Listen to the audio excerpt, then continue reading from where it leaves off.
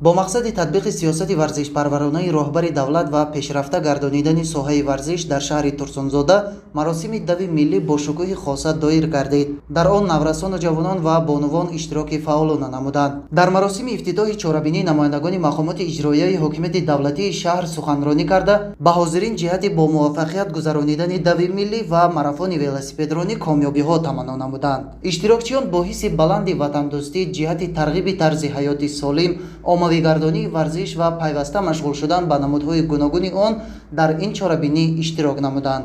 дар марофони велосипедронӣ шумораи зиёди иштирокчиён ширкат намуданд. Дар баробари мардон бонувон низ маҳорату қобилияти хуб нишон дода аз дигар иштирокчиён дар сафи пеш қарор гирифтанд.